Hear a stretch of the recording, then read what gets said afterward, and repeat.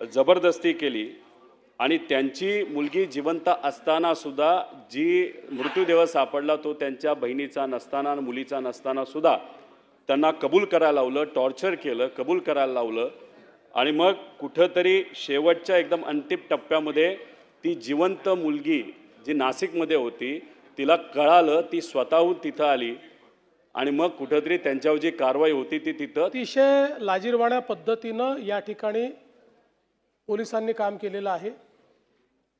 एक जी बेपत्ता अशा पद्धतीनं जिच्याबद्दल मिसिंगची केस होती, एक बॉडी सापडल्यानंतर ही तिचीच बॉडी आहे अशा पद्धतीचा त्या ठिकाणी दावा करून त्याच्या कुठल्याही टेस्ट कन्क्लूड न होता त्याची चौकशी केल्याचं दाखवलं आणि त्या मुलीच्या भावाला आणि वडिलांनाच त्यांनीच तिचा खून केला अशा पद्धतीने पकडलं। अध्यक्ष महोदय, याच्यामध्ये काय होत असतं की खऱ्या गुन्हेगारांना न पकडता नाही तर त्यांना वाचवण्यासाठी पोलीस गरीब आदिवासींना पकडतात, आदिवासींना त्यांच्या कबुलीला टॉर्चर करून एक बळजबरी पद्धतीने गुन्हा कबूल करायला लावतात आणि मग त्यांना जेलमध्ये टाकलं जातं। हे पिक्चरमध्ये दाखवण्यात आले आणि तसंच दुर्दैव असं जळगाव जामोद बुलढाणा जिल्ह्यामध्ये सुद्धा अशीच एक घटना तिथं घडलेली आहे। अध्यक्ष महोदय, तसं जळगाव जामोद पोलिसांनी केलेलं आहे। जळगाव जामोदमध्ये एका महिलेचा जळालेला मृतदेह सापडला, त्याचा पोलिसांना शोध लावता येत नव्हता, तर शेजारच्या मध्य प्रदेशमधील गोरगरीब आदिवासी जमातीच्या पिता पुत्राला पकडून त्यांनी आणले आणि त्यांच्यावर जबरदस्ती केली आणि त्यांची मुलगी जिवंत असताना सुद्धा जी मृत्यूदेह सापडला तो त्यांच्या बहिणीचा नसताना मुलीचा नसताना सुद्धा त्यांना कबूल करायला लावलं, टॉर्चर केलं, कबूल करायला लावलं आणि मग कुठंतरी शेवटच्या एकदम अंतिम टप्प्यामध्ये ती जिवंत मुलगी जी नाशिकमध्ये होती तिला कळालं, ती स्वतःहून तिथं आली आणि मग कुठंतरी त्यांच्यावर जी कारवाई होती ती तिथं थांबवली, नाहीतर हे गरीब दोघं लोक जेलमध्ये गेले असतील, कदाचित त्यांना फाशीची सुद्धा शिक्षा अध्यक्ष महोदय झाली असती। अध्यक्ष महोदय, उत्तरं आम्ही बघितली, या उत्तरावरच काही प्रमाणात आम्हाला आक्षेप आहे। जेव्हा ह्या सगळ्या गोष्टी कळल्या तेव्हा मी असेल, शिंगणे साहेब असतील, सपकाळ साहेब असतील, तिथं गेलो, पोलिसांशी आम्ही चर्चा केली आणि चर्चा केल्यानंतर तिथं असणाऱ्या पोलिसांवर कारवाई झाली। पण अध्यक्ष महोदय, इथं उत्तर जर आपण बघितलं, याच्यामध्ये सांगण्यात आलेलं आहे, सदर गुन्ह्याचा तपास करत असताना अनोळखी मृतदेह हा बेपत्ता असल्याच्या शिवानी बापूराव कलमेकर यांचा आहे किंवा नाही याची विहित पद्धतीने खातरजमा न करताच केवळ आरोपी म्हणून पकडलेल्या व्यक्तींचा जबाबाच्या आधारे त्यांना अटक केल्याचे व कोठडीत ठेवल्याचे निदर्शनास आले आहे। अध्यक्ष महोदय, हे चुकीचं आहे। अनेक व्हिडिओ आहेत जे मीडिया समोर सुद्धा आलेले आहेत। त्यांच्या नातेवाईकांनी, ज्यांना अटक केली होती त्यांच्या नातेवाईकांनी सुद्धा सांगितलेलं आहे की त्यांना टॉर्चर केलं होतं। अध्यक्ष महोदय, असं जे उत्तर दिलेलं आहे ते कृपा करून या पटलावरनं काढण्यात यावं। जे खरं आहे ते कुठंतरी लोकांसमोर तिथं आलं पाहिजे आणि माझा हेच म्हणणं आहे की मग निलंबित कशाला केलं अधिकाऱ्यांना, त्यांनी चूक केली नसेल तर। चूक केली आहे ते खरं गोष्टी लोकांसमोर अध्यक्ष महोदय आल्या पाहिजे असं आमचं मत आहे। आणि त्याच्याचबरोबर माझे काही उपप्रश्न आहेत की फक्त काही लोकांना निलंब करून हा विषय संपणार आहे का?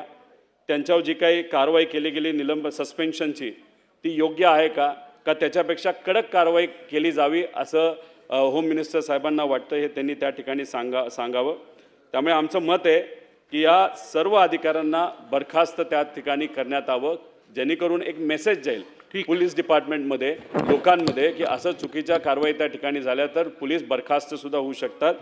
दुसरा मुद्दा या ठिकाणी अध्यक्ष महोदय आम्हाला जो मांडलेला आहे की जी महिला ज्याचा मृतदेह तिथं सापडलेला आहे त्यासाठी सरकार कारवाई करते। आम्ही पोलिसांना तिथं भेटलो, त्यांनी सुद्धा आम्हाला सांगितलं की आम्ही काय प्रोसेस तिथं करत आहोत, फक्त होम मिनिस्टर साहेबांनी, मुख्यमंत्री साहेबांनी आम्हाला सांगावं की तो तपास किती दिवसामध्ये लागू शकतो, एवढं फक्त इथं सांगण्यात यावं। आणि त्याच्याचबरोबर जे पीडित कुटुंब आहे, ज्यांच्यावर जोर जबरदस्ती करण्यात आली, टॉर्चर करण्यात आलं, अशा गरीब कुटुंबाला सरकारकडनं टॉर्चर केलं म्हणून त्यांना 5 ते 10 लाख रुपये ही मदत म्हणून तिथं दिली जाऊ शकते का, असे 3 प्रश्न आमचे आहेत. माननीय अध्यक्ष महोदय, सन्माननीय सदस्य रोहित पवार यांनी जो मुद्दा उपस्थित केला आहे ही वस्तुस्थिती आहे आणि अतिशय लाजिरवाण्या पद्धतीनं या ठिकाणी पोलिसांनी काम केलेलं आहे. एक जी बेपत्ता अशा पद्धतीनं जिच्याबद्दल मिसिंगची केस होती,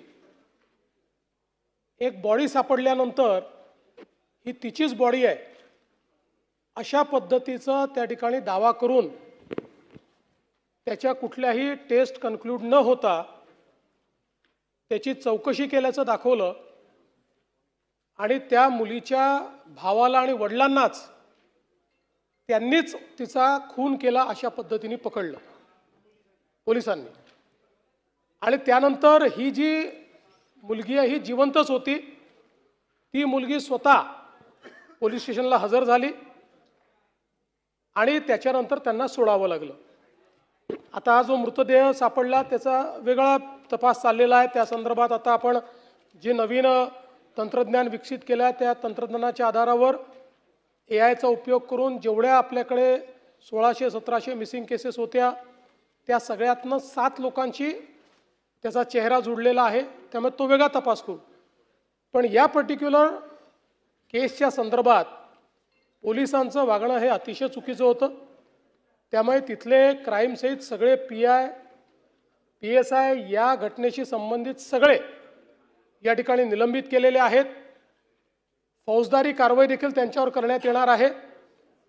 आणि आपल्याला माहिती आहे की पहिलं निलंबन असतं, पण याच्यामध्ये ज्यांचा थेट संबंध असेल अशा लोकांचं तर निष्कासनच केलं पाहिजे.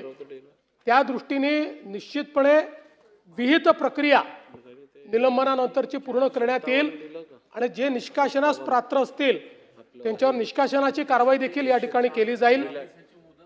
आणि हे जे काही पीडित कुटुंब आहे या कुटुंबाला राज्य सरकारच्या वतीनं आर्थिक मदत केली जाईल.